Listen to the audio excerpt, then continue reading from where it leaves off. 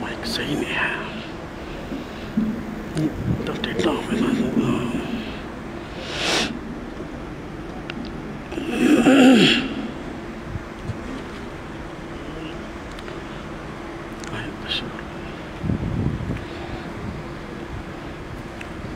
آگے تشریف لائیں.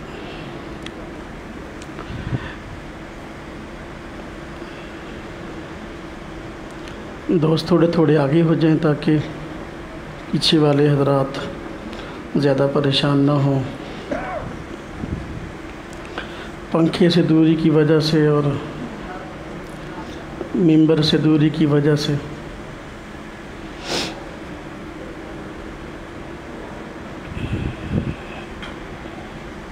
نوید نے کیا دسیں.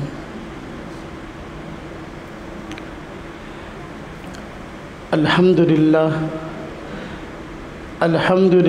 نحمده ونستعینه ونستغفره ونؤمن به ونتوکل علیہ ونعوذ باللہ من شرور انفسنا ومن سیئات اعمالنا من يهده اللہ فلا مضل له ومن يضلله فلا هادي له ونشهد أن لا إله إلا الله وحده لا شريك له ونشهد أن سيدنا وسندنا ونبينا ومولانا محمدا عبده ورسوله أما بعد فأعوذ بالله من الشيطان الرجيم بسم الله الرحمن الرحيم وَإِذِ ابْتَلَىٰ إِبْرَاهِيمَ رَبُّهُ بِكَلِمَاتٍ فَأَتَمَّهُنَّ وَقَالَ اللَّهُ تَبَارَكَ وَتَعَالَىٰ فِي مَقَامٍ آخَرٍ وَاتَّبِعْ مِلَّةَ إِبْرَاهِيمَ حَنِيفًا. قَالَ النَّبِيُّ صَلَّى اللَّهُ عَلَيْهِ وَسَلَّمَ أَحَبُّ الْأَدْيَانِ إِلَى اللَّهِ الحنیفیۃ السماء. آمنت باللہ صدق اللہ العظیم وصدق رسولہ النبی الکریم ونحن علی ذلک من الشاہدین والشاکرین والحمد للہ رب العالمین.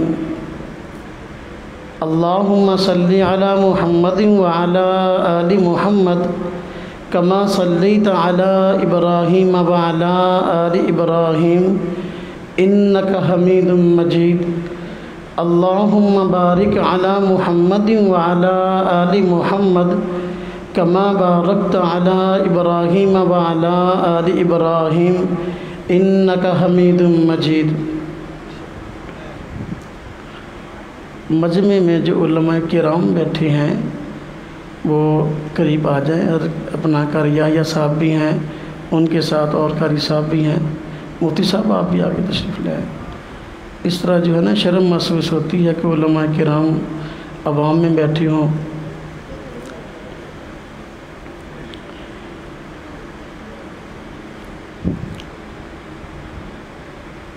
ذی قعدہ کا مہینہ شروع ہو چکا ہے اور اس مہینے میں سیدنا ابراہیم علیہ السلام کی لازوال قربانیاں اور ان پر ہونے والے لازوال انعامات کا تذکرہ علماء کرام عموماً کرتے ہیں. میں بھی اسی مناسبت سے آج کے اس روحانی اور اصلاحی ماہانہ اجتماع میں اسی موضوع پر آپ حضرات کی خدمت میں کچھ باتیں عرض کروں گا. انبیاء علیہم السلام میں سیدنا ابراہیم علیہ السلام نہ صرف یہ کہ نبی اور رسول ہیں بلکہ جد الانبیاء ہیں. آپ کی آل، آپ کی اولاد میں ہزاروں انبیاء علیہم السلام تشریف لائے. انبیاء علیہم السلام میں آپ ایک ایسی مرکزی شخصیت ہیں کہ جو اپنی ذات اقدس میں بے شمار امتیازات اور بے شمار خصوصیات رکھتے ہیں۔ کوئی نبی بھی دنیا میں ایسا نہیں آیا جس پر آزمائشیں نہ آئی ہوں، امتحانات نہ آئے ہوں، پریشانیاں اور تنگیاں نہ آئی ہوں، دین کی خاطر انہوں نے قربانیاں نہ دی ہوں، لیکن سیدنا ابراہیم علیہ السلام ایسی شخصیت ہیں کہ انبیاء علیہم السلام میں آپ کی قربانیاں بھی لازوال ہیں اور آپ پر ہونے والے انعامات بھی لازوال ہیں۔ جب سیدنا ابراہیم علیہ السلام کا تذکرہ زبان پہ آتا ہے تو بسا اوقات بات کرنے والا شخص سوچ میں پڑ جاتا ہے کہ ان کے متعلق کون سی بات میں نقل کروں اور کون سی نقل نہ کروں۔ ایسا تشریف اللہ رب العزت نے قرآن کریم میں سیدنا ابراہیم علیہ السلام کی قربانیوں کا خاص طور پہ تذکرہ فرمایا ہے، جگہ جگہ فرمایا ہے، لیکن قرآن کریم کی ایک آیت میں قربانیوں کا خلاصہ بیان کر دیا اور ان کا نتیجہ بھی بیان کر دیا۔ اللہ پاک قرآن کریم میں فرماتے ہیں وَإِذِ ابْتَلَىٰ إِبْرَاهِيمَ رَبُّهُ بِكَلِمَاتٍ کہ اللہ رب العزت نے سیدنا ابراہیم علیہ السلام سے بہت سارے امتحانات لیے، بہت ساری قربانیاں دی۔ سیدنا ابراہیم علیہ السلام ان تمام امتحانات میں 100% کامیاب ہوئے۔ قرآن کے الفاظ ہیں فَأَتَمَّهُنَّ۔ اب یہ عربی کے الفاظ ہیں، اگر میں ان کی تشریح میں جاؤں تو وقت زیادہ لگ جائے گا۔ خلاصتاً میں عرض کرتا ہوں کہ رب تعالیٰ فرماتے ہیں کہ سیدنا ابراہیم پر جتنی آزمائشیں اور جتنی قربانیاں آئیں، آپ تمام امتحانات، تمام آزمائشوں میں 100% پورا اترے۔ سیدنا ابراہیم علیہ السلام کی قربانیاں کون سی ہیں؟ میں مختصراً آپ حضرات کی خدمت میں عرض کرتا ہوں، پھر ان قربانیوں اور امتحانات کے نتیجہ میں رب تعالیٰ کی ذات نے سیدنا ابراہیم علیہ السلام پر جو بے شمار لازوال ہمیشہ کے لیے انعامات فرمائے، پھر ان کا تذکرہ مختصراً عرض کروں گا۔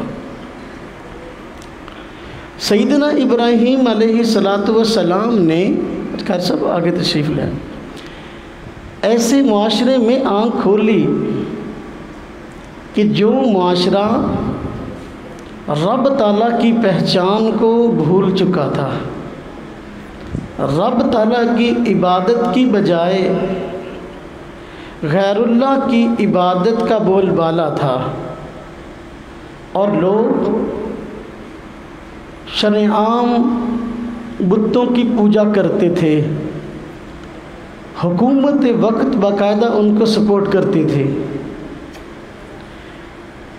جو وقت کا حکمران تھا اس نے خود خدائی کا دعویٰ کر رکھا تھا، اس کا نام نمرود ہے، اور لوگوں کو خود جو ہے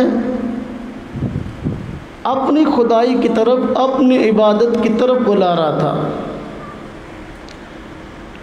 توحید کا نام و نشان نہیں تھا۔ توحید کا معنی رب تعالیٰ کی ذات کی عبادت ذات میں بھی رب تعالیٰ کی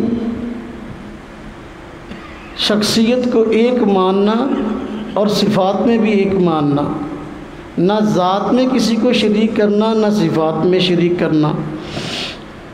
لوگ ذات میں بھی شریک کرتے تھے، صفات میں بھی شریک کرتے تھے۔ سیدنا ابراہیم علیہ السلام نے اس معاشرے میں آنکھ کھولی۔ اللہ رب العزت نے ان کو پیدائشی طور پر توحید کا فہم، یعنی توحید کی سمجھ اور توحید پر دلائل سکھا دیے تھے۔ پیدائشی طور پر آپ موحد تھے، آپ توحید پرست تھے۔ جب آپ نے دیکھا کہ معاشرے میں ہر جگہ لوگ بتوں کی عبادت کرتے ہیں، میں اس موضوع کو تھوڑا سا سمجھانے سے پہلے میں اس کی وضاحت کر دوں۔ جن بتوں کی عبادت ہوتی تھی وہ بت کیا تھے؟ عموماً ایسا ہوتا ہے ہمارے ہاں بتوں کی عبادت کا تذکرہ چلتا ہے تو بتایا نہیں جاتا بت کس چیز کے تھے۔ وہ بت انسانوں کے تھے۔ پہلی امتوں میں کچھ ایسے نیک لوگ گزرے تھے جن سے لوگوں کو دینی نفع ہوا تھا، ان کی وجہ سے بہت سارے لوگ ایمان پہ آئے تھے، لیکن لوگوں نے ان کی بات تو مانی، راہ راست پہ آ گئے، محبت کا اظہار کرتے ہوئے ان کی تصویریں بنانی شروع کر دیں۔ اس دور میں ڈیجیٹل کیمرے تو ہوتے نہیں تھے، ہاتھ سے تصویریں بنائی جاتی تھیں، اور عقیدت اور محبت کا اظہار کرنے کے لیے ان تصویروں کو بطور برکت کے اپنے گھروں میں اپنے مختلف مقامات پر لٹکانا شروع کر دیا، جس طرح کہ آج کل ہمارے یہاں بھی چکر چلتا ہے۔ تو محبت اتنی آگے بڑھی کہ بات تصویر سے مجسمے پہ آ گئی، یعنی ایک ہے کہ ہاتھ سے پینٹنگ کی تصویر بنا لی اور تصویر کی بجائے پورا مجسمہ پھر تیار کرنا شروع کر دیا، یعنی ان کی شکل، یعنی اب وہ آپ چاک سے بھی کہہ سکتے ہیں، آپ وہ کسی اور دھات سے کہہ سکتے ہیں۔ سونے کے بھی بت بناتے تھے، چاندی کے بھی مجسمے بناتے تھے، اور پیتل کے بھی بناتے تھے، اور مختلف کھانے پینے کی چیزوں کے بھی بت بنا لیتے تھے۔ تو وہ جو بت تھے در حقیقت پہلی امتوں میں، پہلے لوگوں میں جو نیک لوگ گزرے تھے ان کے مجسمے تھے۔ محبت کا اظہار کرتے ہوئے بات تصویر سے چلی اور عبادت پہ پہنچ گئی۔ آہستہ آہستہ لوگوں نے محبت کا ان سے ایسا اظہار شروع کیا کہ بجائے اللہ کو سجدہ کرنے کے ان کو سجدہ کرنا شروع کر دیا، بجائے اللہ کی عبادت کے ان کی عبادت شروع کر دی۔ تو یہ بہت بڑا ظلم تھا۔ کھائے ساری کی ساری نعمتیں رب تعالیٰ کی اور گائے کسی اور کو۔ سیدنا ابراہیم علیہ السلام نے دیکھا کہ معاشرہ سارے کا سارا بتوں کی عبادت میں گھرا ہوا ہے۔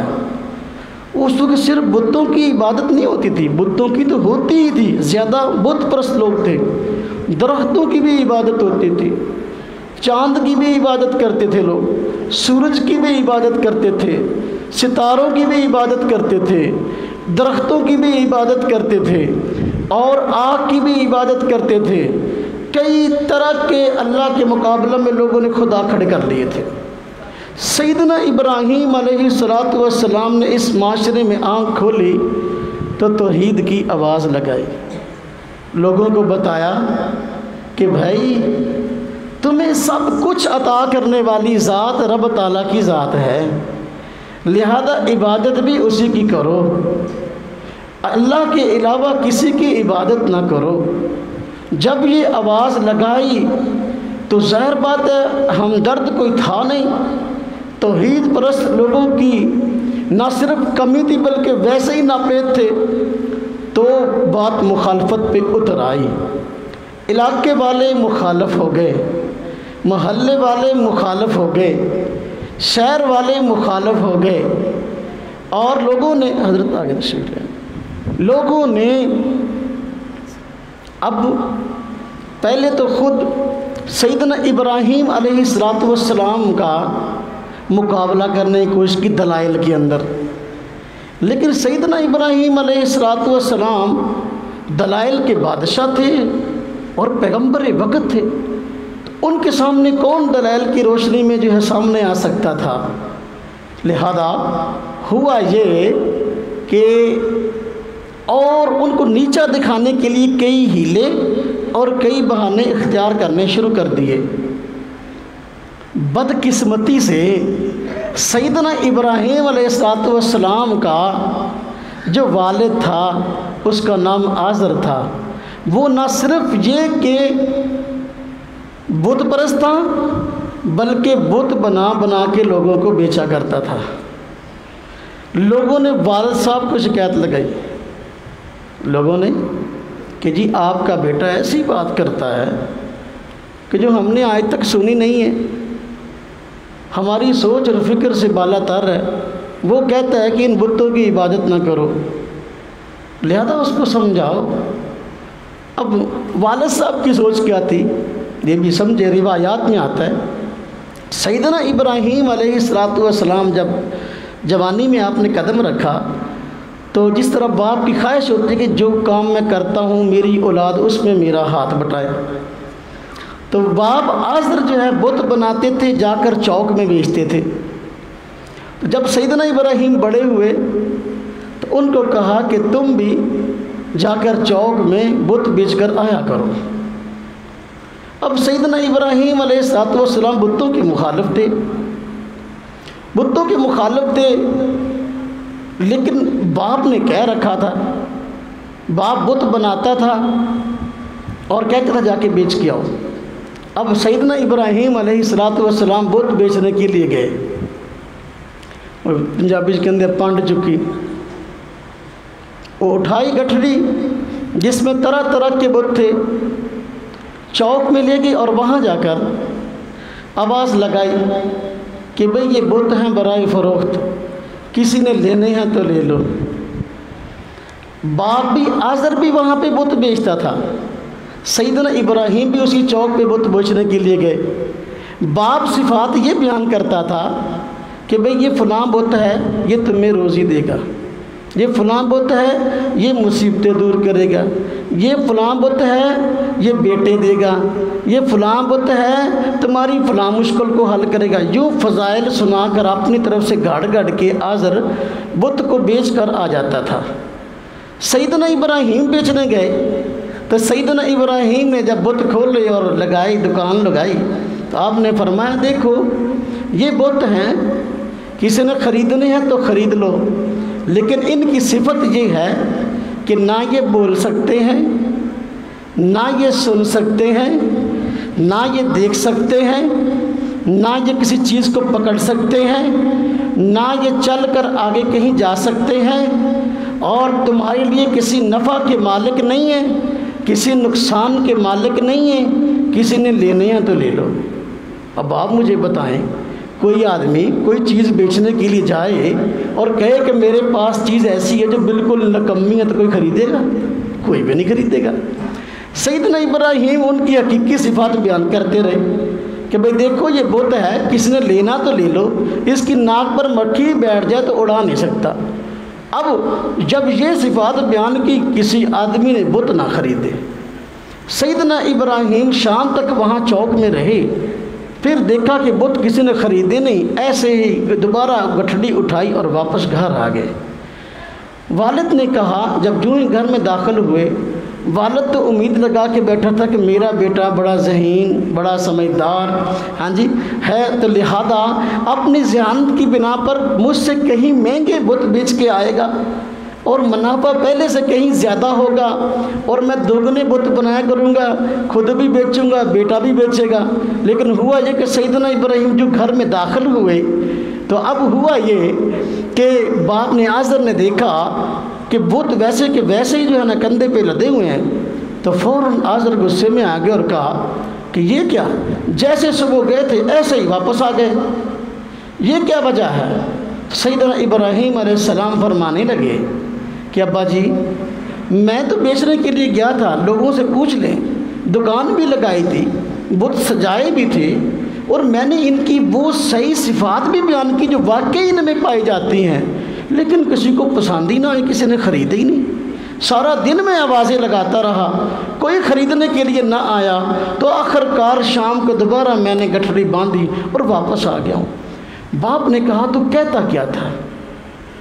اب سیدنا ابراہیم علیہ السلام نے بتا دیا کہ میں تو یہی کہتا تھا جن کی صفات ہے کہ دیکھو یہ بت ہے، ہم نے خود بنایا ہے، وجود میں دیکھو جب تک ہم نے بنایا نہیں تھا اس وقت تک اس کا وجود نہیں تھا، اب دیکھو یہ نہ چل سکتا ہے، نہ کھا سکتا ہے، نہ پی سکتا ہے، اور نہ اپنی مرضی سے کوئی کام کر سکتا ہے، لینا ہے تو لے لو۔ باپ غصے میں آ گیا، بھیا آپ نے کیسی سی بات بیان کی؟ میں بھی سی بات بیان کرتا ہوں لیکن تو نے تو عجیب سی بات بیان کی ہے۔ غصے ہوئے، گالم گلوچ کیا، لیکن اب اس سے اگلا مرحلہ تب آیا غصے کا جب علاقے والوں نے شکایت کی۔ علاقے والے جب دیکھتے ہیں کہ بچہ نوجوان ہمارے قابو میں نہیں آ رہا تو والد کو شکایت کرتے ہیں، تو آزر کو شکایت کی کہ دیکھو آپ کا بیٹا جو ہی جوان ہوا ہے، ہم دیکھ رہے ہیں کہ وہ ہمیں بتوں کی عبادت سے روکتا ہے اور ہمارے بتوں کی وہ صفات بیان کرتا ہے جو ہم نہیں بیان کرتے، تو لہذا اس کو کہو کہ ہمارے بت، انہوں نے عنوان دیا کہ ہمارے بتوں کی توہین کرتا ہے، حالانکہ حقیقی صفات بیان کرنا یہ توہین نہیں ہے بلکہ یہ عین حقیقت ہے۔ تو باپ کو جب پتہ چلا کہ سیدنا ابراہیم یوں کہتے ہیں تو باپ نے اتنی سخت دھمکی دی کہ تاریخ میں کسی نے اپنے بیٹے کو شاید اتنی سخت دھمکی نہیں دی ہوگی، اور کہا، یہ کہا لَئِن لَّمْ تَنْتَهِ لَأَرْجُمَنَّكَ، ابراہیم اپنے موقف سے باز آ جاؤ، اگر باز نہ آئے تو میں تمہیں رجم کر دوں گا۔ رجم کہتے ہیں پتھر مار مار کے ہلاک کرنا۔ ایک باپ اپنی اولاد سے کتنی محبت کرتا ہے ہم سب جانتے ہیں، باپ اپنا سب کچھ اپنی اولاد پر قربان کرنے کو تیار ہوتا ہے، لیکن نظریہ ایک ایسی چیز ہے، عقیدہ ایک ایسی چیز ہے جس پہ سمجھوتا نہیں ہوتا۔ باپ بھی جو ہے مقابلے پہ کھڑا ہو جاتا ہے اور جان لینے یا دینے کے لیے تیار ہو جاتا ہے۔ باپ نے کہا لَئِن لَّمْ تَنْتَهِ لَأَرْجُمَنَّكَ، اگر تو باز نہ آیا تو میں پتھر مار مار کے تجھے ہلاک کر دوں گا۔ سیدنا ابراہیم علیہ السلام کی بات جذباتیت پر تو مبنی نہیں تھی، کوئی وقتی یا کوئی حالات سے متاثر ہو کر کوئی موقف تو نہیں تھا، آپ اللہ کی پیغمبر تھے تو آپ کیسے اپنے موقف سے پیچھے ہٹ سکتے تھے؟ آپ نے دعوت کو اور تیز کیا، والد کا دنیا کے معاملات میں ساتھ دیا لیکن دین کے معاملے میں ان کی بات کی پرواہ نہ کی کہ یہ کیا کہتے ہیں۔ اب سیدنا ابراہیم علیہ السلام سے لوگ متاثر ہونے لگے تو آخر کار لوگوں نے وقت کی حکومت یعنی وقت کے حکمران کو شکایت کی کہ دیکھو یہ ابراہیم علیہ السلام جب سے ہمارے معاشرے میں جوان ہوئے ہیں یہ تو اس سب کے خلاف ہیں جو ہم سب کرتے ہیں اور آپ کرواتے ہیں، آپ بھی کہتے ہیں میں خدا ہوں اور آپ کہتے ہیں دوسروں کی بھی پوجا کرو، یہ سب کے خلاف ہے۔ نمرود کو شکایت کی گئی۔ اب دیکھو یہ کتنی بڑی آزمائش ہے، علاقے والے سارے مخالف، محلے والے سارے مخالف، باپ تک مخالف جو قتل کی دھمکیاں دے رہا ہے، حکومت وقت بھی مخالف، کتنی بڑی پریشانی ہوگی۔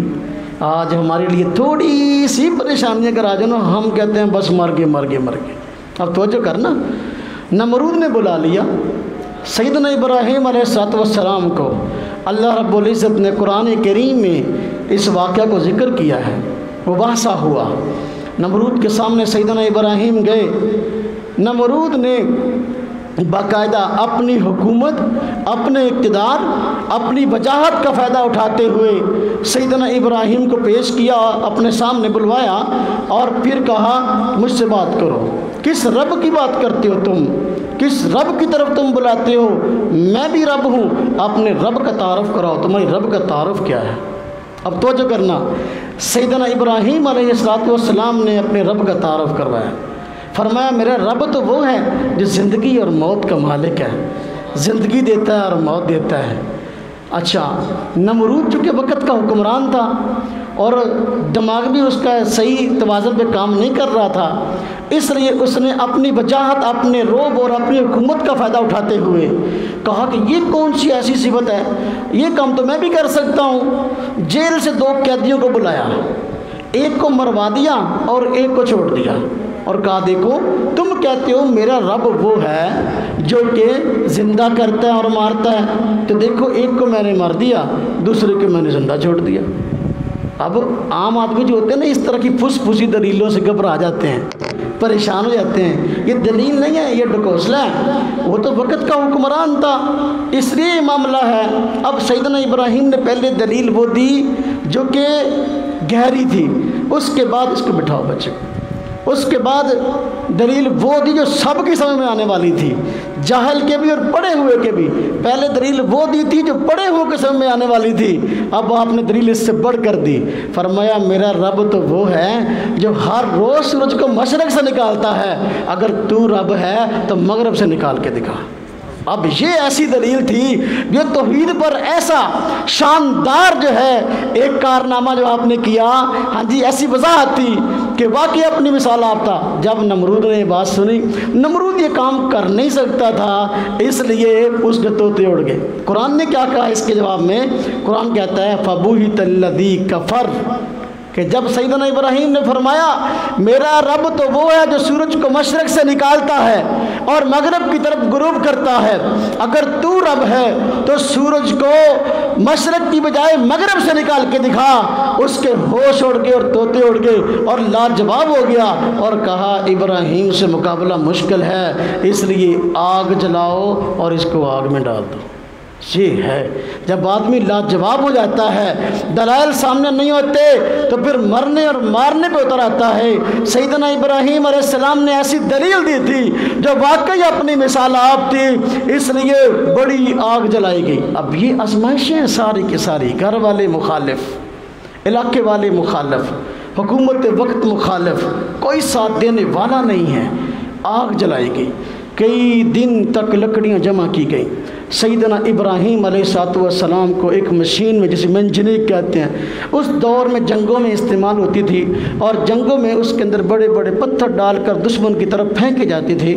سیدنا ابراہیم علیہ السلام کو اس منجنیق میں ڈال کر جو ہے آگ میں پھینکا گیا، کئی دن تک جو ہے وہ لکڑیاں جمع کی گئیں، پھر آگ جلائی گئی جو آسمان کو چھو رہی تھی۔ یہ اتنی بڑی آزمائش ہے کہ جس کے ساتھ پیش آئی وہی جان سکتا ہے اس کی کیا حقیقت ہے، ساتھ دینے والا بھی کوئی نہیں، اور آگ جل رہی اور آگ میں جا رہے ہیں۔ اللہ رب العزت تو رب تعالیٰ ہے نا، رب تعالیٰ کی ذات نے اپنے پیغمبر کی حفاظت فرمائی۔ اللہ پاک نے فرمایا قُلْنَا يَا نَارُ كُونِي بَرْدًا وَسَلَامًا عَلَىٰ إِبْرَاهِيمَ۔ آزمائش تھی، اللہ پاک نے آزمائش سے کیسے نکالا؟ وہ آگ جو کہ آسمانوں کو چھو رہی تھی کئی دن تک بند نہ ہوئی، جلتی رہی۔ اللہ رب العزت نے اسی آگ کو حکم دیا کہ حضرت ابراہیم علیہ السلام کے حق کے اندر جو ہے تم سلامتی والی ہو جاؤ، ٹھنڈی ہو جاؤ۔ اب ٹھنڈی ایسی نہیں کہ وہ ٹھنڈک نقصان دے، ایسی ٹھنڈی ہو جاؤ کہ سیدنا ابراہیم کو اس سے سکون ملے۔ میں مثال کے طور پر کہتا ہوں، وگرنہ تو ایسی باتوں کے لیے مثالیں نہیں ہوتی، جیسے کہ آج کل اے سی ہے، ٹھنڈک اے سی کی بھی ہوتی ہے، برف کی بھی ہوتی ہے۔ آپ برف کے اوپر لیٹ جائیں، برف کے اوپر بیٹھ جائیں تو 5 منٹ نہیں بیٹھ سکتے، 5 منٹ نہیں لیٹ سکتے، ایسی ٹھنڈی نہیں تھی۔ ایک ٹھنڈک اے سی کی ہے، جو ٹھنڈک ایسی ہوتی ہے جس کو آدمی ماشاءاللہ بڑے سکون سے برداشت کرتا ہے، بلکہ خواہش کا اظہار کرتا ہے، بٹن اوپر والے اگر بند بھی ہو تو کھول لیتا ہے، یار ہوا تھوڑی سی اور آ جائے۔ برداً و سلاماً علی ابراہیم۔ آزمائش کیسی عجیب، کئی دن تک آگ جلائی گئی۔ جب کئی دن تک آگ جلتی رہی اور آگ بجھنے کے قریب آئی، اب لوگوں نے کہا دیکھو تو صحیح ابراہیم کا ہوا کیا ہے، ذرا تھوڑا سا آگ کو منتشر کر کے دیکھو، تو دیکھا سیدنا ابراہیم علیہ السلام صحیح سلامت وہاں سے نکل آئے۔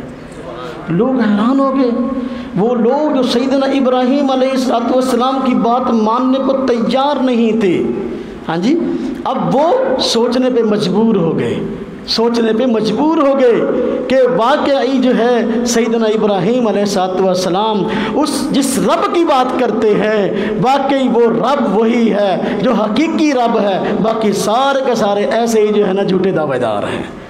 اس سے پہلے واقعہ بڑا عجیب پیش آیا تھا، عجیب واقعہ پیش آیا تھا جو آگ میں جلانے کا سبب بنا۔ یہ بھی تھا سب کچھ، اور یہ بھی آپ اپنے علاقے کے لوگوں کو دین کی بات توحید سمجھانے کے لیے مختلف مواقع اختیار کرتے تھے۔ ایک موقع ایسا آیا کہ ان کا سالانہ میلہ لگتا تھا۔ بعض لوگوں نے کہا کہ نمرود کی سالگرہ تھی، تو سالگرہ ہوتی ہے، اکٹھے ہو کر ناچتے گاتے تھے۔ تو ایک موقع اس طرح کا آیا، سیدنا ابراہیم علیہ السلام نے دیکھا یہ سارے لوگ وہاں ناچنے گانے کے لیے چلے جاتے ہیں، تو چلو میں ان کو سمجھانے کے لیے کوئی اور کام کرتا ہوں، شاید ان کی سمجھ میں بات آ جائے کہ یہ بت تمہیں کچھ نہیں دے سکتے۔ چنانچہ جب لوگ میلے پہ جانے لگے تو حضرت ابراہیم علیہ السلام سے پوچھا کہ میلہ ہے، ہم جا رہے ہیں، آپ بھی ہمارے ساتھ چلیں۔ فناظر نظرۃ فی النجوم، میں اس کی تشریح تو پھر کبھی کروں گا، میں صرف واقعے کی طرف جاتا ہوں۔ آپ نے ستاروں کی طرف دیکھا، وہ ستاروں کی پجاری بھی تھے نا، تو آپ نے فرمایا انی سقیم، میں بیمار ہوں۔ انسان بسا اوقات جسمانی طور پہ بیمار ہوتا ہے، بسا اوقات روحانی طور پہ۔ سیدنا ابراہیم علیہ السلام ان کی حرکتوں کی وجہ سے روحانی طور پہ بیمار تھے، پریشان تھے کہ میری اس امت کا بنے گا کیا۔ چنانچہ لوگ سارے چلے گئے، سیدنا ابراہیم علیہ السلام کو وہاں چھوڑ گئے۔ آپ اس بت خانے میں داخل ہوئے جو علاقے کا سب سے بڑا بت خانہ تھا، واقعہ آپ نے سنا ہوا ہے۔ اب وہاں گئے، دیکھا تو مختلف طرح کے بت پڑے ہیں، اور ایک بت ایسا ہے جو سب سے بڑا ہے اور ان کا سردار مانا جاتا ہے۔ سیدنا ابراہیم علیہ السلام نے کلاڑا اٹھایا اور ان کے ٹکڑے کرنے شروع کر دیے۔ کسی بت کی ٹانگ توڑ دی، کسی کا جو ہے وہ بازو توڑ دیا، کسی کا سر پھوڑ دیا، کسی کا پیٹ پھاڑ دیا، کلاڑے سے جو ہے نا اچھے وار کیے۔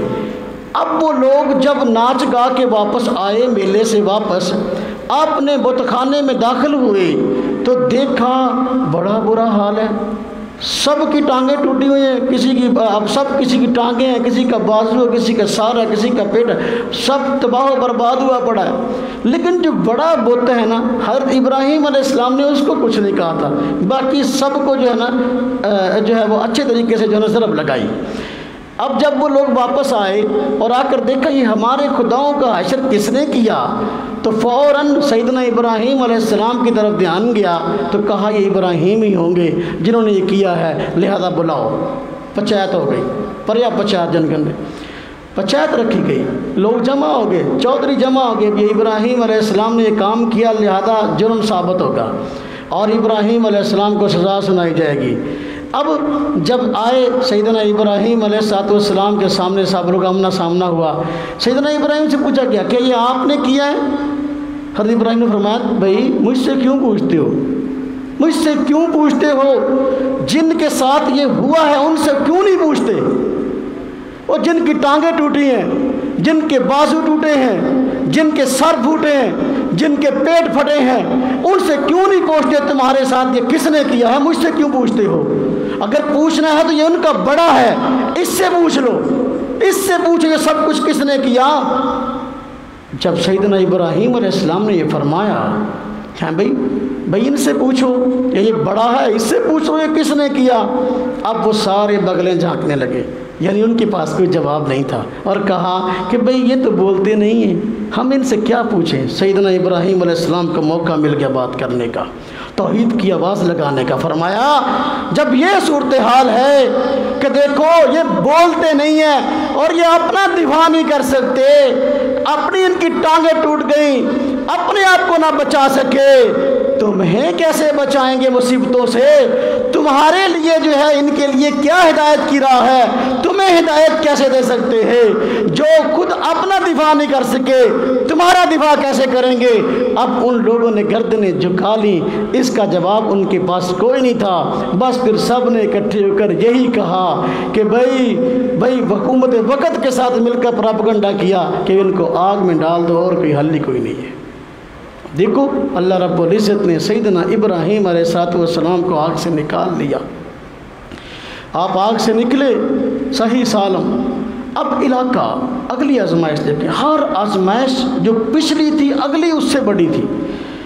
اب لوگوں نے دیکھا سیدنا ابراہیم علیہ السلام صحیح سالم آگ سے نکل آئے ہیں، اب لوگ تو توحید کی طرف آنا شروع ہو جائیں گے، حکومت وقت کو پریشانی ہوئی، تو لہذا علاقہ چھوڑنے پر مجبور کیا گیا، اس علاقے سے نکل جاؤ۔ جس علاقے کے اندر انسان پیدا ہوا ہو، جس علاقے میں پلا بڑا ہو، اس کے ساتھ انسان کی یادیں وابستہ ہوتی ہیں، اپنے علاقے کو چھوڑنا بہت مشکل ہوتا ہے۔ جو آدمی کبھی کسی مجبوری کی وجہ سے اپنے آبائی علاقے کو چھوڑتا ہے، اس کو اس چیز کا اندازہ ہے۔ یہ بھی آزمائش تھی، لیکن سیدنا ابراہیم علیہ السلام نے فرمایا انی مہاجر الی ربی، اور میں اپنے رب کی خاطر ہجرت کرنے کے لیے جا رہا ہوں، یہاں سے نکل رہا ہوں، کوئی مسئلہ نہیں ہے، اگر علاقہ بھی چھوڑنا پڑتا ہے تو میں علاقہ چھوڑنے کو تیار ہوں۔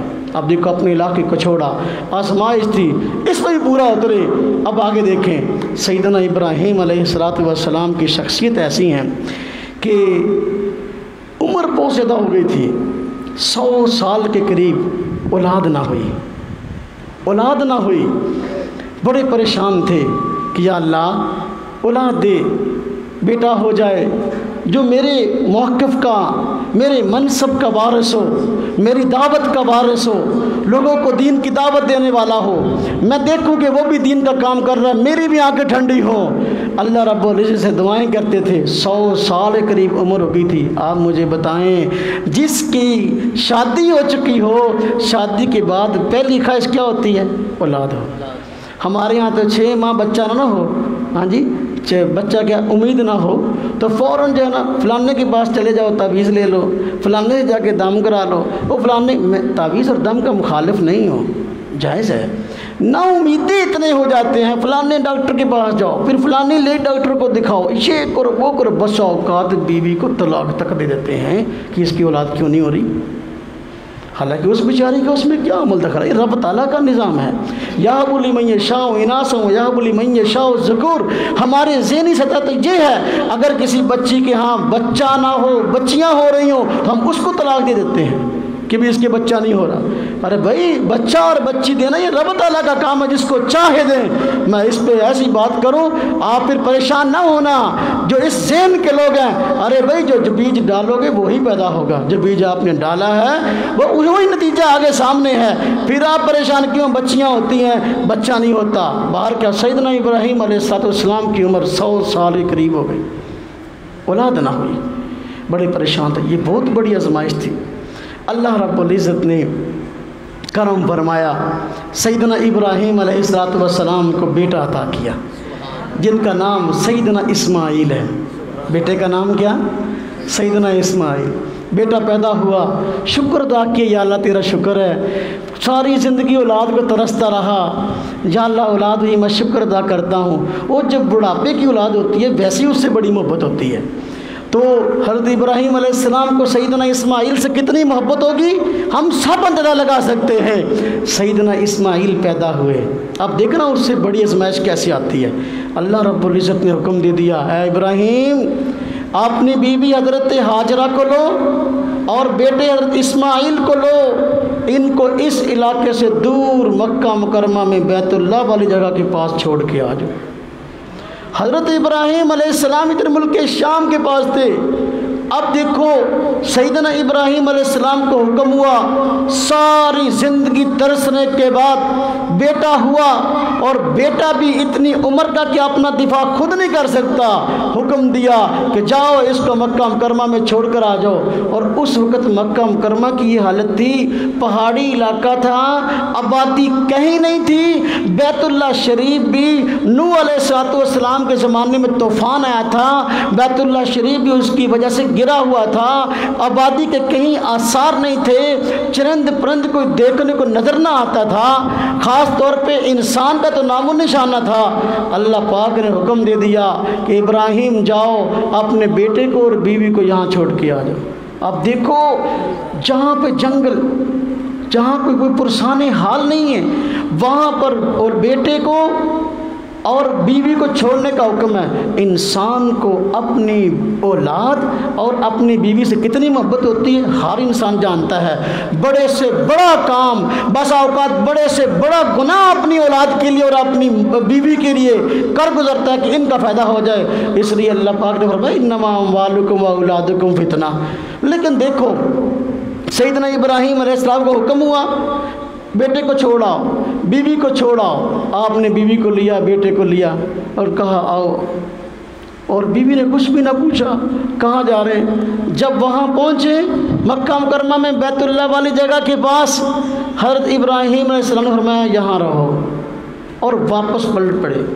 جو ہی واپس پلٹے اب حضرت ہاجرہ پریشان ہوئی کہ بتا ہی نہیں رہے کچھ، یہاں چھوڑ کے جا رہے ہیں، یہ نہیں کہا کس کے سہارے چھوڑ کے جا رہے ہو۔ حضرت ہاجرہ نے سوال کیا یہاں چھوڑ کے جو جا رہے ہیں کیا یہ اللہ پاک کا حکم ہے؟ حضرت ابراہیم علیہ السلام فرمایا جی ہاں اللہ پاک کا حکم ہے، بل یہی ہم کلامی ہوئی۔ تو حضرت ہاجرہ نے فرمایا ٹھیک ہے پھر اگر اللہ پاک کا حکم ہے پھر کوئی پریشانی نہیں۔ اب وہ بھی پیغمبر کی بیوی تھی نا، پاس بندہ ہی کوئی نہیں، پاس سہولت ہی کوئی نہیں، کھانے پینے کی چیز ہی کوئی نہیں۔ اب دیکھو حضرت ابراہیم چلے گئے، حضرت ابراہیم کے دل پہ کیا بیتی ہوگی، حضرت ہاجرہ اور حضرت اسماعیل پہ کیا بیتی ہم سب جانتے ہیں، کتنی بڑی آزمائش ہے جی۔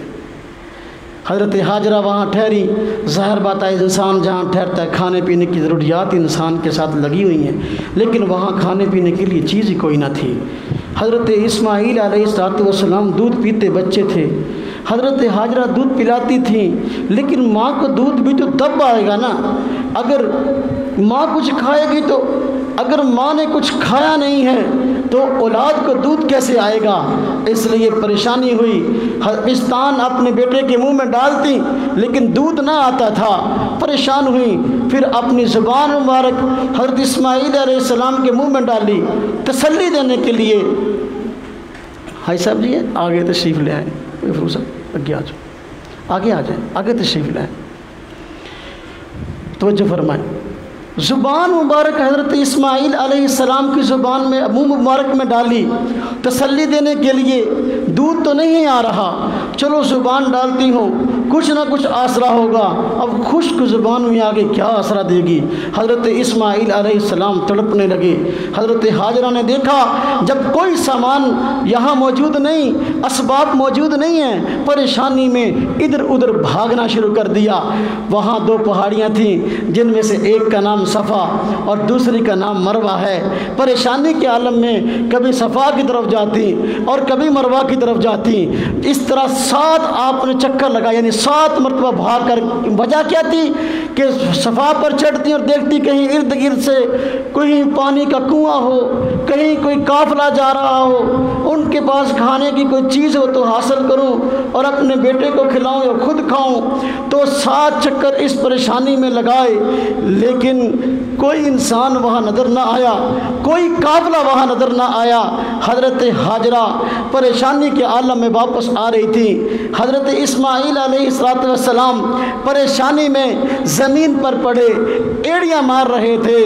انہی ایڑیوں سے اللہ رب العزت نے ایسا پانی کا کنواں جاری کر دیا جس کی مثال آج تک نہ ملی ہے نہ ملے گی، جس کو آج ہم آب زمزم کہتے ہیں۔ سیدنا ابراہیم علیہ السلام کی زوجہ محترمہ حضرت ہاجرہ پہاڑ سے نیچے اتر کر آ رہی ہیں، دیکھا کہ بیٹے کے ایڑیوں کے پاس پانی کا چشمہ نکل آیا ہے، فرمانے لگی زم زم زم زم زم زم زم زم کو میں ٹھہر جا۔ اس پانی کو آب زمزم کہتے اس لیے ہیں کہ سیدنا حضرت ہاجرہ رضی اللہ تعالی عنہا نے سب سے پہلے اس کے لیے یہ لفظ بولے تھے، فرمایا زم زم ٹھہر جا۔ مطلب یہ تھا کہ پانی نکل رہا ہے، پانی نکل کر کہیں ادھر ادھر نہ پھیل جائے، ایسا نہ ہو کہ ہم استعمال نہ کر سکیں، اس لیے فرمایا زم زم زم زم۔ اب تشریف لائی، خود پانی پیا، بیٹے کو پلایا۔ اور عرب میں رواج تھا جس جگہ پر پانی دستیاب ہو جاتا ارد گرد وہاں آباد کاری ہو جاتی تھی۔ جب حضرت ابراہیم علیہ السلام سیدنا اسماعیل علیہ السلام کو حضرت حاجرہ کو یہاں چھوڑ کر گئے تھے، آبادی بالکل نہ تھی۔ جب پانی کا کنواں نکل آیا تو عرب میں آج بھی پانی کی قلت ہے، آج بھی یہ مسائل ہیں، اس وقت بھی مسائل تھے۔ جب پانی کا کنواں نکل آیا ارد گرد کے لوگوں کو خبر ہوئی اور وہ آہستہ آہستہ وہاں آباد ہونا شروع ہو گئے، اور مکہ مکرمہ کی جگہ جو ہے جو بے آباد تھی آباد ہو گئی۔ خیر حضرت اسماعیل علیہ السلام جوان ہوئے، اسی حالت میں حضرت اسماعیل بغیر باپ کے جوان ہوئے۔ اب آپ مجھے بتائیں 100 سال کے قریب عمر ہو گئی تھی، بیٹا نہ ہوا تھا۔ جب بیٹا ہوا اللہ پاک نے فرمایا جاؤ جنگل میں چھوڑ آؤ، وہاں چھوڑ کے آگے ساری زندگی بیٹے سے جدا رہے۔ کتنی بڑی آزمائش ہے، تاریخ کا کوئی آدمی اس کا اندازہ نہیں لگا سکتا۔ کیسی لازوال قربانی، کیسا لازوال امتحان ہے، لیکن رب تعالیٰ کی ذات دیکھیں کیسی کریم ذات ہے اور کیسی امتحان لیتی ہے۔ جس شخصیت کا جتنا بڑا مرتبہ ہوتا ہے اللہ پاک اس سے اتنی زیادہ آزمائشیں، زیادہ امتحانات دیتے ہیں۔ اب دیکھیں اس سے بڑا امتحان اب آ گیا، حضرت اسماعیل جوان ہو گئے۔ اللہ رب العزت نے سیدنا ابراہیم علیہ السلام کو خواب میں فرمایا جو چیز سب سے زیادہ عزیز ہے اس کو میری راہ میں قربان کرو۔ حضرت ابراہیم علیہ السلام خواب کی وجہ سمجھے کہ عام طور پر چونکہ انسان کو اپنے مال سے پیار ہوتا ہے، صبح اٹھے اور کافی سارے اونٹ خریدے اور خریدنے کے بعد قربان کر دیے۔ اگلی رات جب پھر سوئے پھر خواب آئی جو چیز تمہیں سب سے زیادہ محبوب ہے میری راستے میں قربان کرو۔ اب دیکھو پھر صبح اٹھے پھر اونٹ قربان کر دیے۔ تیسرے دن پھر جب خواب آئی اللہ رب کی ذات نے فرمایا کہ دیکھو جو چیز سب سے زیادہ عزیز ہے اس کو قربان کرو۔ اب حضرت ابراہیم علیہ السلام سمجھ گئے کہ مال سے پیار تو انسان کو ہوتا ہے لیکن مال سے زیادہ کہیں پیار اپنی اولاد سے ہوتا ہے۔ یہ بیٹے کی طرف اشارہ ہے، اس کو اپنی راہ میں قربان کرو۔ لہذا حضرت ابراہیم علیہ السلام چل پڑے، بیٹے کے پاس آئے، بیٹے سے ملاقات ہوئی، بڑے خوش ہوئے دونوں حضرات۔ حضرت ابراہیم علیہ السلام نے اب بات سنا دی کہ اللہ پاک کا حکم ہے کہ تمہیں ذبح کرو۔ اب بیٹا تو بیٹا تھا نا، وہ بھی پیغمبر تھا، اس لیے کیا فرمایا؟ آپ نے فرمایا انی اذبحک کا، میں نے خواب دیکھی ہے تمہیں ذبح کر رہا ہوں، ماذا ترى، تیری کیا رائے ہے؟ اپنی رائے تو بتاؤ بیٹا۔ اب بیٹا کیا کہتا ہے؟ یا ابت افعل ما تؤمر، اے ابا جی جو آپ کو حکم دیا گیا آپ کر گزریں، آپ نہ پرواہ کریں کہ بیٹا ہے اور کیا بنے گا اور کیا ہوگا، آپ اللہ کے حکم کو پورا کریں۔ اب دیکھیں سیدنا ابراہیم علیہ السلام چلے ہیں بیٹے کو لے کر، اب ذبح کے مقام پہ لے کے جا رہے ہیں، درمیان میں شیطان آ گیا اور وسوسے ڈالنے کی کوشش کرنے لگا۔ وقت کے پیغمبر کو کون بھٹکا سکتا ہے؟ شیطان نے وسوسہ ڈالا، کیا کرنے جا رہے ہو؟ بیٹے کو ذبح کرنے لگے ہو؟ وہ بھائی خیال کرو۔ حضرت ابراہیم علیہ السلام نے پتھر مارا، گیٹ بند کر دیں، سامنے والا گیٹ بند کر دیں، یہ بھی گیٹ بند کر دیں، بڑا گیٹ بند کر دیں، توجہ فرمائیں توجہ فرمائیں۔ سیدنا اللہ رب العزت نے دیکھیں کتنی ٹھنڈی ہوا چلا دی ہے، ہم یہاں بیٹھے ہیں، گرمی لگ رہی تھی نا جی، تو اس پہ تو خوش ہونے کی ضرورت ہے، پریشان ہونے کی ضرورت نہیں ہے۔ زیادہ اگر مسئلہ خراب ہوگا تو ہم دعا کر لیں گے، بات کر لیں پوری ویسے جی۔ سیدنا ابراہیم علیہ السلام لے کے جا رہے ہیں، شیطان نے بات دل میں ڈالی کہ دیکھو وہ ساری زندگی اولاد کو ترستے رہے، اب کیا کر رہے ہو؟ حضرت ابراہیم علیہ السلام نے پتھر مارا، ہاں جی، وہیں شیطان پتھر کا بن گیا۔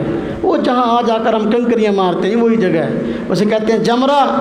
3 جگہ پر ستون بنے ہوئے، جمرہ اولا، ہاں جی، ثانیہ اور عقبہ کہتے ہیں اس کو۔ دوسری مرتبہ پھر آگے جب تھوڑا سا آپ آگے مزید تشریف لے گئے تو شیطان نے پھر کہا کیا کرنے لگے ہو؟ اور ایک بیٹا ہے اسی کو ذبح کرنے لگے ہو؟ حضرت ابراہیم علیہ السلام نے پھر پتھر مارا، اور جب دوبارہ پھر پتھر مارا تو پھر وہ پتھر کا ہو گیا شیطان، پھر آگے آیا اور پھر بات کہی کوئی ایک بیٹا ہے اور پنجابی جب کہتے ہیں ترسیویں دی اولاد آ، 100 سال کی عمر میں بیٹا ہوا، تو ایک بیٹا ہے ذبح کر رہے ہو۔ حضرت ابراہیم علیہ السلام نے پھر پتھر مارا، تیسری مرتبہ پھر وہاں شیطان پتھر کا ہو گیا۔ حضرت ابراہیم علیہ السلام آگے بڑھے اور بنا کے میدان میں جہاں آج قربانیاں ہوتی ہیں، حاجی لوگ قربانیاں کرتے ہیں، اللہ پاک ہم سب کو وہاں اس نیک عمل کو کرنے کی توفیق عطا فرمائے، ایسی مقدس جگہوں کو دیکھنے کی اللہ پاک توفیق عطا فرمائے۔ اچھا، حضرت ابراہیم علیہ السلام نے بیٹے کو باندھ دیا، باندھنے کے بعد لٹا دیا، لٹانے کے بعد اپنی بیٹے نے کہا ابا جی میں بیٹا ہوں، جب آپ میرے اوپر چھری چلائیں گے نا کہیں آپ کو ترس نہ آ جائے، اپنی آنکھوں پر پٹی باندھ لیجئے۔ حضرت ابراہیم علیہ السلام نے پٹی باندھی، پٹی باندھنے کے بعد چھری گردن پر چلا دی، جب چھری گردن پر چلائی اپنے خیال میں بیٹے کو ذبح کر دیا، جب آنکھوں سے پٹی اتاری دیکھا تو بیٹا ایک طرف کھڑا ہنس رہا ہے، اور وہاں پر اللہ پاک نے جنت سے ایک جانور مینڈا بھیج دیا تھا اور وہ ذبح ہوا پڑا ہے۔ آپ مجھے بتائیں یہ کتنی بڑی آزمائش ہے، تاریخ میں اس سے پہلے اللہ رب العزت نے کسی انسان سے اتنی بڑی آزمائش نہیں لی، نہ اس سے پہلے نہ بعد میں۔ اللہ پاک کا بڑا کرم ہوا، قربانی ہم بھی کرتے ہیں، قربانی حضرت ابراہیم سے بھی لی گئی ہے۔ توجہ کرنا میری بات کی طرف، قربانی کا موقع آ رہا ہے، لیکن ہم حضرات 10-15 ہزار روپیہ 20 ہزار روپیہ قربانی پر خرچ کرنے کی بجائے طرح طرح کے ہیلے اور بہانے سوچتے ہیں کسی طریقے سے قربانی نہ کرنی پڑے۔ جب کہتے ہیں بھائی قربانی کرو، کہتے ہیں بچی کی شادی کرنی ہے، کہتے ہیں قربانی کرو، ہاں جی مکان شروع کیے ہوئے ہیں، کہتے ہیں قربانی کرو، فلانا مسئلہ ہے فلانا مسئلہ ہے۔ حالانکہ قربانی ہر آدمی پر نہیں ہے، مالدار پر ہے، اور جو صاحب نصاب ہے مالدار ہے، آپ اس کا چاہے مکان بن رہا ہو چاہے اس کی بچی کی شادی زر پہ ہو، جب صاحب نصاب ہے قربانی کرنی پڑے گی۔ ہم 15-20 ہزار روپیہ خرچ کرنے کو تیار نہیں ہیں۔ سیدنا ابراہیم سے مطالبہ کیا تھا بیٹے کو ذبح کرو، سیدنا ابراہیم نے یہ نہیں پوچھا کیوں اور کیوں اور چوں اور چنانچہ سیدنا ابراہیم کی یہ بات نہیں تھی۔ اگر آج دل پہ ہاتھ رکھ کے آپ مجھے بتائیں، اللہ پاک اگر آج ہمیں یہ حکم دیتے کہ سیدنا ابراہیم سے مطالبہ تھا اپنے بیٹوں کو ذبح کرو، سیدنا ابراہیم نے اپنے بیٹے کو ذبح کیا، آج ہم سے یہ مطالبہ ہوتا تم بھی ہر سال اپنے بیٹوں کو قربان کرو، ہم میں سے کون تھا جو اتنا حوصلہ رکھتا تھا؟ اللہ پاک کی ذات نے کتنا کرم کیا، کتنا احسان فرمایا کہ اللہ پاک کی ذات نے ہم سے بیٹوں کا ذبح کا مطالبہ نہیں کیا، قربانی کا مطالبہ کیا جو 15-20 ہزار میں ہم کر سکتے ہیں۔ لیکن اس کے باوجود ہماری ایمانی کیفیت یہ ہے کہ ہمارے پاس 20-20, 25-25, 30-30 ہزار کے ٹچ موبائل موجود ہیں، گھر میں ہر فرد کے پاس موجود ہے، اس پہ کوئی پریشانی نہیں ہے، لیکن پریشانی تب بڑھ جاتی ہے جب قربانی کی باری آتی ہے۔ قربانی کیسے کریں گے؟ اللہ کے بندو تھوڑا سا سوچنا چاہیے کہ ہماری ایمانی کیفیت کیا ہے اور ہم یہاں کس مقام پر کھڑے ہیں۔ خیر، اللہ رب العزت نے سیدنا ابراہیم علیہ السلام سے قربانی لی، ایسی قربانی لی جس کی مثال نہ مل سکی۔ اللہ پاک نے کرم کرتے ہوئے قربانی کا مطالبہ ہم سے بھی کیا، لیکن جو ہے توجہ فرمائے اس قربانی کا مطالبہ کیا جس کے ہم اہل تھے یا جس کے جو ہے ہم حوصلہ مند تھے، لیکن اس کے باوجود ہم کرنے کو تیار نہیں ہیں۔ یہ اتنے بڑے بڑے امتحانات سیدنا ابراہیم علیہ السلام سے لیے گئے۔ اللہ پاک فرماتے ہیں وَإِذِ ابْتَلَىٰ إِبْرَاهِيمَ رَبُّهُ بِكَلِمَاتٍ فَأَتَمَّهُنَّ۔ اللہ رب العزت نے سیدنا ابراہیم علیہ السلام سے بہت سارے امتحانات لیے، وہ تمام امتحانات کے اندر 100% کامیاب ہوئے۔ جب انسان امتحان میں کامیاب ہو جاتا ہے، جتنی بڑی کامیابی ہوتی ہے، جتنا بڑا امتحان ہوتا ہے، اتنے بڑے بڑے انعامات ہوتے ہیں۔ اب توجہ کرنا، سیدنا ابراہیم علیہ السلام پر اللہ رب العزت نے کیا انعامات فرمائے۔ قربانیاں بڑی بڑی تھی نا جی، بڑی بڑی۔ اب دیکھنا انعام کتنے بڑے بڑے، انعام کتنے۔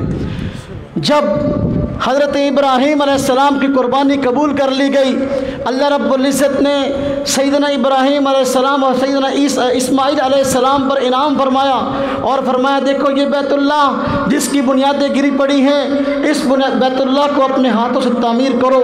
بیت اللہ کو تعمیر کرنا جو پوری دنیا کا مرکز ہے، ہم سب کے ایمان کے کنیکشن حضرت ابراہیم علیہ السلام کے تعمیر کردہ بیت اللہ سے جڑے ہوئے ہیں۔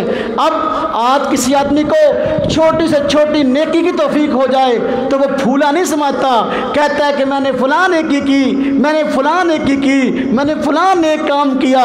جس شخصیت کو اللہ پاک نے یہ کہا ہو کہ بھئی بیت اللہ کو تعمیر کرو، مسجد دیکھیں مسجدیں بنتی ہیں نا ماشاءاللہ ہمارے دوستوں کے تعاون سے بنتی ہیں، مدرسہ ہے میرے دوستوں کے تعاون سے بن رہا ہے، خیر کے مراکز جو ہیں یہ دوستوں کے تعاون سے بنتے ہیں۔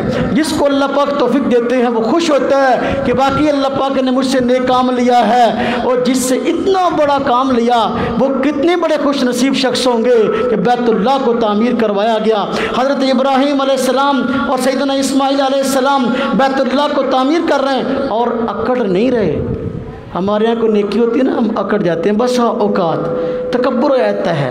حضرت ابراہیم علیہ السلام کیا فرما رہے ہیں؟ ربنا تقبل منا انک انت السمیع العلیم، کہ یا اللہ یہ اتنی بڑی نیکی آپ نے مجھ سے لے لی، بیت اللہ کو تعمیر کروایا، اپنے گھر کو یا اللہ اس کو قبول کر، یا اللہ نیکی بلا شبہ بہت بڑی ہے، تیری بارگاہ میں قبولیت ہوگی تب بات بنے گی۔ تو لہذا اگر انسان کو نیکی کی توفیق ہو اللہ پاک سے قبولیت بھی مانگنی چاہیے۔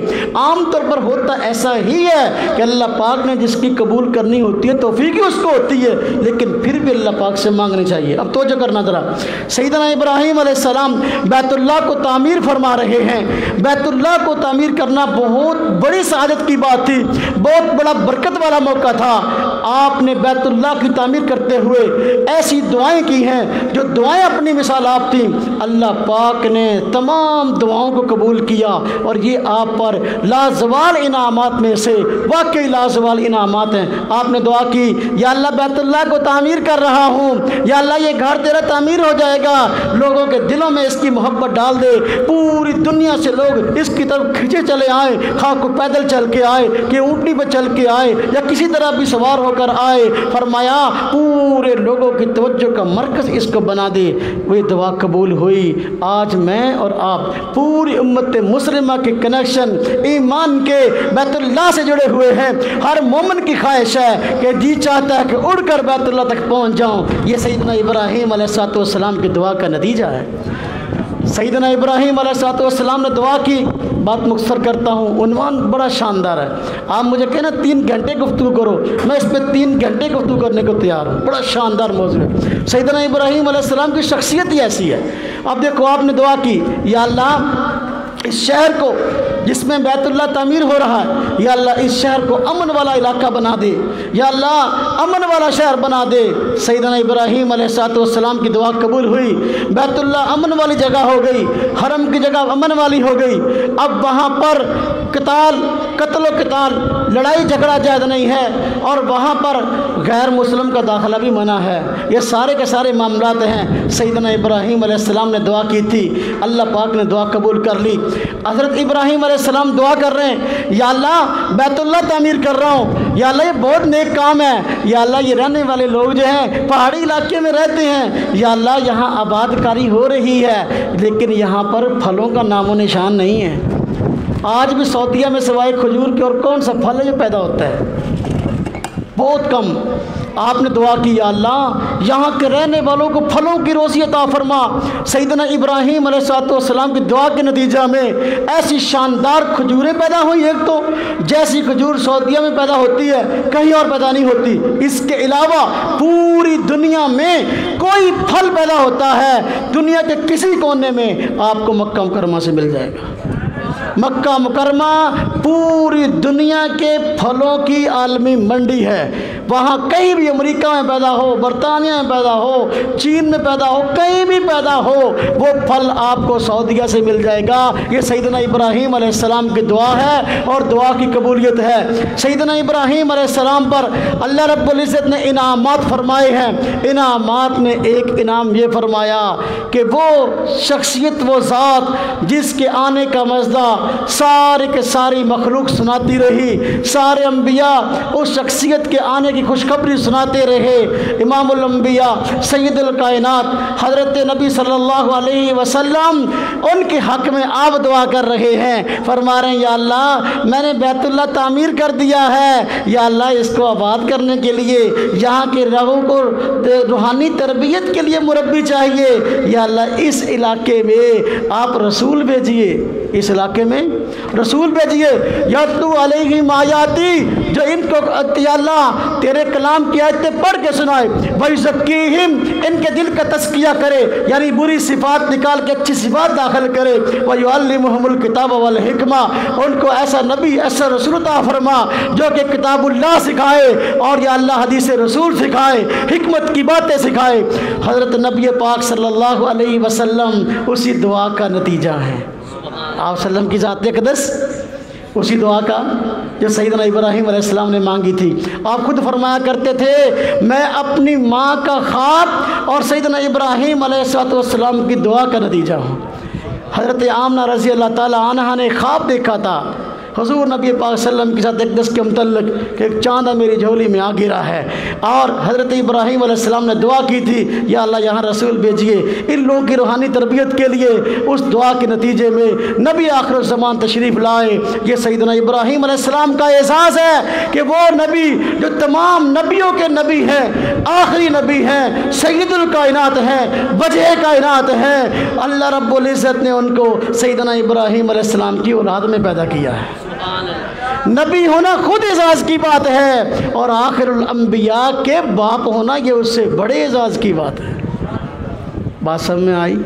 انعامات سیدنا ابراہیم علیہ السلام پر اللہ پاک نے فرمائے، توجہ کیجئے گا، سیدنا ابراہیم علیہ السلام پر اللہ پاک نے ایسے لازوال انعامات فرمائے اس کی مثال نہیں ملتی۔ سیدنا ابراہیم علیہ السلام نے بیٹے کو ذبح کیا تھا اور اللہ کی رضا کے لیے کیا تھا۔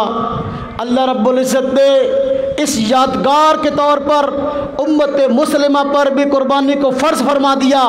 ہر سال عید الاضحیٰ کے موقع پر لاکھوں قربانیاں ہوتی ہیں۔ یہ سیدنا ابراہیم علیہ السلام کے قربانی کی یادگار ہیں۔ حضرت ابراہیم علیہ السلام نے جس اخلاص سے قربانی دی تھی، اس اخلاص کو اور اس واقعے کی یادگار کو باقی رکھنے کے لیے حضرت ابراہیم پہ انعام فرمایا اور کہہ دیا قیامت تک لوگ قربانی کرتے رہیں گے، حضرت ابراہیم کی یاد ہوتی رہے گی، حضرت ابراہیم علیہ السلام کی یاد تازہ ہوتی رہے گی۔ صحابہ کرام نے حضور نبی پاک صلی اللہ علیہ وسلم سے پوچھا ما هذه الاضاحی یا رسول اللہ، اے اللہ کے رسول صلی اللہ علیہ وسلم یہ قربانی کیا چیز ہے، یعنی قربانی کی حقیقت کیا ہے؟ آپ نے فرمایا، توجہ کیجئے گا، آپ نے فرمایا سنت ابیکم ابراہیم، یہ تمہارے باپ حضرت ابراہیم علیہ السلام کی سنت ہے۔ آپ نے فرمایا حضرت ابراہیم کی سنت ہے۔ قرآن کریم میں توجہ کرنا، میں ایک سوال کا جواب دینے لگا ہوں، میں نے جمعے میں بھی میں نے یہ بات کی تھی۔ اللہ رب العزت نے قرآن کریم میں فرمایا ہے وَلِكُلِّ أُمَّةٍ جَعَلْنَا مَنْسَكًا، ہم نے قربانی ہر امت پر فرض کی تھی۔ یہاں حضرت صحابہ کرام نے جب پوچھا قربانی کی حقیقت کیا ہے تو حضور نبی پاک صلی اللہ علیہ وسلم نے جواب دیا سنت ابیکم ابراہیم، یہ تمہارے باپ حضرت ابراہیم کی سنت ہے، جب کہ قربانی حضرت آدم سے لے کر آج تک ساری امتیں کرتی آئی ہیں۔ پھر یہ کیوں فرمایا آپ نے سنت ابیکم ابراہیم، یہ تمہارے باپ حضرت ابراہیم کی سنت ہے؟ وجہ اس کی یہ ہے حضرت ابراہیم علیہ السلام انبیاء علیہ السلام میں ایسی مرکزی شخصیت تھے کہ جن کو اس وقت کے بڑے بڑے طبقات سارے کے سارے اپنا بڑا تسلیم کرتے تھے۔ مشرکین مکہ، یہودی، عیسائی، مسلمان سب کہتے تھے ابراہیم علیہ السلام کے ہم پیروکار ہیں۔ اللہ رب العزت کی ذات اقدس نے جو ہے یہ حضرت ابراہیم علیہ السلام کی یادگار کے طور پر قربانی کو باقی رکھا، تو چونکہ چونکہ حضرت ابراہیم علیہ السلام آج کے لوگوں میں مرکزی شخصیت ہیں اور سب لوگوں کو ان کا کافی شافی تعارف حاصل ہے، اور ان کو ایسی قربانی کی توفیق ہوئی ہے کائنات میں اس سے پہلے کسی کو ایسی قربانی کی توفیق نہیں ہوئی تھی۔ اس لیے جو ہے اللہ رب العزت نے حضور نبی پاک صلی اللہ علیہ وسلم سے یہ بات فرمائی ہے آپ کی زبانی کہ سنت ابیکم ابراہیم، یہ تمہارے باپ حضرت ابراہیم کی سنت ہے۔ اللہ پاک نے قرآن کریم میں فرمایا ہے وَاتَّبِعْ مِلَّةَ ابراہیم حنیفا، آپ حضرت ابراہیم علیہ السلام کی ملت کی پیروی کیجئے جو کہ حنیف ہیں۔ توجہ کیجئے گا، آپ نے فرمایا حضرت ابراہیم کی پیروی کرنی ہے، چونکہ حضرت ابراہیم کی پیروی کا حکم ہے۔ حضرت ابراہیم دین حنیف والے تھے، یعنی ایسا دین جس میں کوئی شرک کا شائبہ نہیں ہے، خالص توحید پرست تھے، اور چونکہ مشرکین مکہ اپنے آپ کو توحید پرست بھی کہتے تھے، شرک بھی کرتے تھے، حضور نبی پاک صلی اللہ علیہ وسلم نے فرما دیا حضرت ابراہیم کو ماننے والے صحیح ہم ہیں۔ حضرت ابراہیم علیہ السلام نے قربانیاں دیں، نتیجہ کیا ہوا؟ جب اسلام آیا تو اس وقت جھگڑا شروع ہو گیا، حضرت ابراہیم کس کے بڑے ہیں؟ یہودی کہنے لگے حضرت ابراہیم یہودی تھے، عیسائی کہنے لگے حضرت ابراہیم عیسائی تھے، اور مشرکین مکہ کہنے لگے نہیں ہمارے موقف پر تھے۔ بت پرست اور موقف یہ کہ حضرت ابراہیم علیہ السلام ہمارے بڑے تھے، ہم ان کی فکر اور سوچ پر ہیں، ان کے نظریے عقیدے پر ہے۔ اللہ پاک نے فیصلہ فرمایا یہ بڑی انعام کی بات ہے، شخصیت گزر چکی ہو بعد والے لوگ کہیں وہ ہمارے ہیں وہ ہمارے ہیں، یہ اللہ پاک کا بہت بڑا انعام ہے حضرت ابراہیم علیہ السلام پر کہ بعد والے کہہ رہے ہیں وہ ہمارے ہیں وہ ہمارے بڑے ہیں۔ اللہ پاک نے فیصلہ کر دیا ما کان ابراہیم یہودیا ولا نصرانیا ولکن کان حنیفا مسلما، فرمایا حضرت ابراہیم علیہ السلام یہودی بھی نہ تھے اور عیسائی بھی نہ تھے، اور فرمایا ولکن کان حنیفا مسلما، لیکن ایسے توحید پرست مسلمان تھے جو اپنی مثال آپ ہیں۔ فرمایا وما کان من المشرکین، مشرکوں میں سے بھی نہیں تھے۔ حضرت ابراہیم علیہ السلام پر اللہ پاک نے انعام فرمایا کہ بعد میں آنے والے لوگ کہتے ہیں کہ وہ ہمارے ہیں وہ ہمارے ہیں وہ ہمارے ہیں، یہ اللہ پاک کا انعام ہے۔ ہر سال قربانیاں ان کی یادگار کے طور پر ہیں۔ آپ دیکھیں ہم جاتے ہیں عمرہ کرنے کے لیے، ہمارا عمرہ مکمل نہیں ہوتا اس وقت تک، ہم جاتے ہیں حج کرنے کے لیے، ہمارا حج اس وقت تک مکمل نہیں ہوتا جب تک ہم یہ اعمال نہ کر لیں جو وہاں پر کرنے کے ہیں۔ اس میں دیکھیں سیدنا ابراہیم کی یادگار کیا ہے، حضرت ہاجرہ نے 7 چکر لگائے تھے صفا اور مروہ کے، پریشانی کے عالم میں لگائے تھے، کھانے پینے کی چیز کوئی نہیں تھی۔ اللہ رب العزت نے سیدنا ابراہیم اور ان کی آل پر کرم فرمایا اور اس کو بطور یادگار کی ہمیشہ کے لیے باقی رکھا، اور یہ ایسا انعام ہے اس کی مثال نہیں ملتی۔ آج کوئی عمرہ کرنے والا، کوئی حج کرنے والا، اس کا حج اور عمرہ اس وقت تک مکمل نہیں ہوتا جب تک کہ صفا مروہ پہ جا کے چکر نہ لگا لے۔ صفا مروہ پہ چکر لگائے گا تب جا کے جو ہے اس کا حج اور عمرہ پورا ہوگا، اس کے علاوہ پورا نہ ہوگا۔ توجہ فرمائیں، حضرت ہاجرہ دوڑی تھی، انہوں نے چکر لگائے تھے۔ آج عمرہ کرنے والا آدمی، حج کرنے والا آدمی جب جاتا ہے تو مرد کے لیے حکم نہیں ہے کہ وہ صفا اور مروہ کے درمیان جہاں سبز لائٹیں جلتی ہیں وہاں پہ دوڑے، عورت کے لیے حکم نہیں ہے کہ وہ دوڑے، مرد کے لیے حکم ہے کہ وہ دوڑے۔ حالانکہ عورت تو دوڑی تھی، حضرت ہاجرہ دوڑی تھی، حضرت ابراہیم نہیں دوڑے تھے، اور عورت کو آج دوڑنے کا حکم نہیں ہے بلکہ حکم تو مرد کو دوڑنے کا ہے۔ یہ کیا وجہ اس کی یہ، حضرت ہاجرہ جب دوڑی تھی اس وقت تک کوئی دیکھنے والا نہیں تھا، ارد گرد کوئی آدمی نہیں تھا۔ عورت اگر آج دوڑے گی وہاں پر ہر وقت ہزاروں کا مجمع موجود ہوتا ہے، اگر عورت سب کے سامنے دوڑے گی تو پھر اس کے صدر کے، اس کے ننگ کے کھل جانے کا اندیشہ ہے۔ اللہ رب العزت نے اس لیے عورت کو حکم نہیں دیا کہ وہ صفا مروہ کے درمیان دوڑے، بلکہ مردوں کو حکم دیا ہے یہ سنت حضرت ہاجرہ کی، لیکن اس کو زندہ کریں گے ان کے بیٹے نہ کہ بیٹیاں، اس لیے کہ جب وہ دوڑی تھی کوئی دیکھنے والا نہیں تھا۔ آج تو وہاں ہزاروں لوگ موجود ہوتے ہیں، اس لیے وہاں عورت کو دوڑنے کا حکم نہیں ہے بلکہ مرد کو دوڑنے کا حکم ہے۔ آج دیکھو عمرہ کرنے والا آدمی، حج کرنے والا آدمی، اس کا حج اور عمرہ مکمل نہیں ہے جب تک کہ وہاں دوڑ نہ لے۔ یہ حضرت ابراہیم پر اور اللہ پاک نے انعام فرمایا، ان کی آل پر اولاد، میں آل کا نام لے رہا ہوں، میں ایک بات سمجھاؤں گا، توجہ کرنا ذرا، جو لفظ بولتا ہوں نا اس کے پیچھے آگے تشریح میں کوئی بات ہے۔ آپ یہاں آئے ہیں نا حلیم کھانے کے لیے تو نہیں آئے نا، سب بات سننے کے لیے آئے ہیں۔ تو یہاں میں چاہتا ہوں کہ ایک بات سنیں، کل آپ کہیں جائیں، شام کو گھر جائیں رات کو، تو گھر والے پوچھیں کیا سن کے آئے تو آپ بتا سکیں میں یہ سن کے آیا ہوں، مجھے یہ بات سمجھ میں آئی ہے۔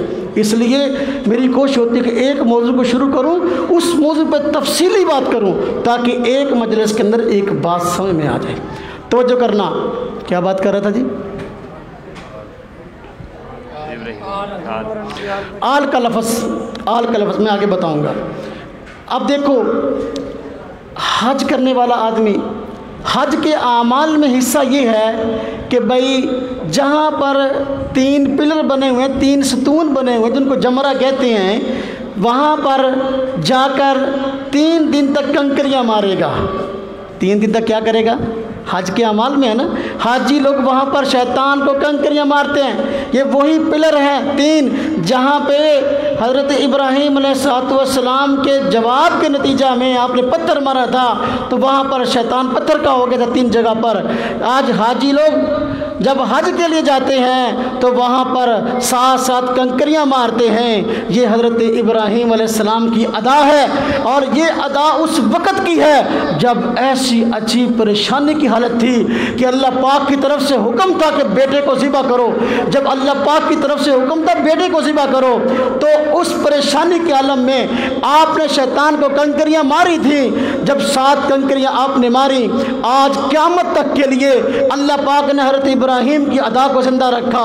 یہ حضرت ابراہیم پر ایسا لازوال انعام ہے، اس کی مثال ملنا مشکل ہے۔ تو جو میں آخری بات عرض کرتا ہوں، ہم درود شریف پڑھتے ہیں، توجہ کرنا۔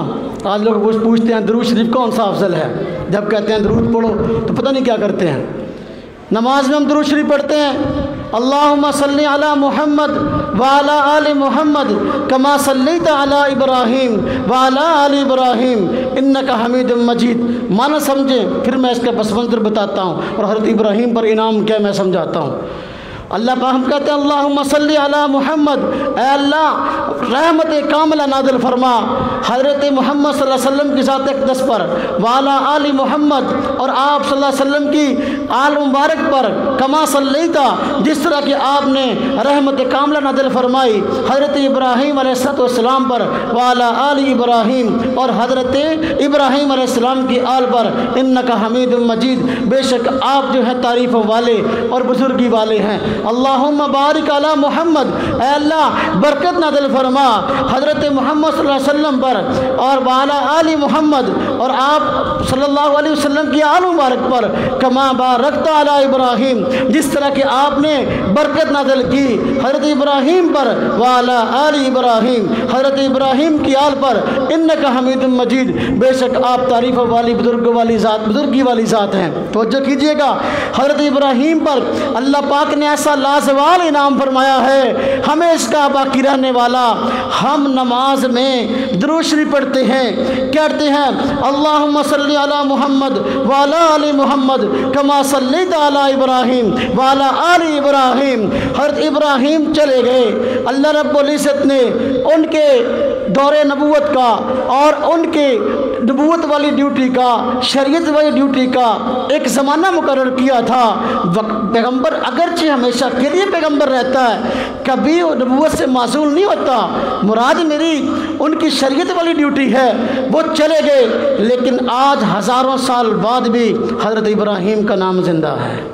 یہ حضرت ابراہیم پر انعام ہے، صرف حضرت ابراہیم پر نہیں، وعلی آل ابراہیم حضرت ابراہیم کی آل پر بھی، اس میں حضرت ہاجرہ بھی آ گئی، اور اس میں حضرت اسماعیل بھی آ گئے، اور اس میں باقی بھی آ گئے۔ توجہ کرنا، حضرت ابراہیم علیہ السلام دیکھو دنیا سے رخصت ہو گئے، لیکن آج نام ان کا ہر نمازی اپنی نماز میں، اس کی نماز فرض ہو، اس کی نماز وتر واجب ہو، اس کی نماز سنت ہو، اس کی نماز نفل ہو، ہر نماز میں سیدنا ابراہیم کا نام لیتا ہے۔ یہ ایسی ایک لازوال نعمت ہے، حضرت ابراہیم علیہ السلام پر انعام ہے، اس کی مثال ملنا مشکل ہے۔ اللہ رب العزت نے حضرت ابراہیم علیہ السلام کے متعلق فرمایا ہے، ہاں جی، وَاتَّبِعْ مِلَّةَ إِبْرَاهِيمَ حَنِيفًا۔ جتنے بھی انبیاء علیہ السلام تشریف لائے، سارے توحید کے دائے تھے، کسی نبی نے نہ کبھی شرک کیا نہ کبھی شرک کی طرف دعوت دی۔ اللہ پاک نے سارے انبیاء علیہ السلام میں حضرت ابراہیم علیہ السلام کو چنا اور فرمایا واتبع ملت ابراہیم حنیفا، فرمایا حضرت ابراہیم علیہ السلام کی ملت کی پیروی کیجیے جو حنیف تھے، کیونکہ آپ کا زمانہ قریب گزرا تھا باقی انبیاء کی بنسبت، یا حضرت نبی پاک صلی اللہ علیہ وسلم سے پہلے انبیاء جو تھے آپ ان سب کے جد تھے، سب کے باپ تھے، اس لیے باپ کا نام لیا اور فرمایا ابراہیم علیہ السلام کی ملت کی پیروی کیجیے جو حنیف تھا۔ دین اسلام کا لقب دین حنیف ہے۔ حضور نبی پاک صلی اللہ علیہ وسلم شاہ فرمایا احب الادیان الی اللہ الحنیفیۃ السما، اللہ پاک کے ہاں سب سے زیادہ محبوب دین وہ ہے جو کہ توحید والا، حنیف کا معنی توحید والا ہے، آسانی والا ہے۔ اللہ پاک نے ہم سب کو حضرت ابراہیم علیہ السلام کی ملت کی پیروی کا حکم دیا ہے، یہ حضرت ابراہیم علیہ السلام پر انعام ہے، ایسا لازوال انعام ہے اس کی مثال نہیں ملتی۔ جب قربانیاں لازوال ہوتی ہیں انعام بھی لازوال ہوتے ہیں، قربانیاں بے مثال ہوتی ہیں انعام بھی جو ہے وہ بے مثال ہوتے ہیں۔ سیدنا ابراہیم علیہ السلام کی ذات اقدس کا تذکرہ میں نے جہاں تک اس تھوڑے وقت میں ممکن ہوا آپ حضرات کی خدمت میں پیش کیا ہے، اللہ پاک نے موقع دیا تو انشاءاللہ اس سے آگے پھر کبھی تفصیل انشاءاللہ بیان کریں گے۔ اللہ پاک جو کچھ کہا سنا گیا اس پر عمل کرنے کی توفیق عطا فرمائے۔ وآخر دعوانا ان الحمد للہ رب العالمین۔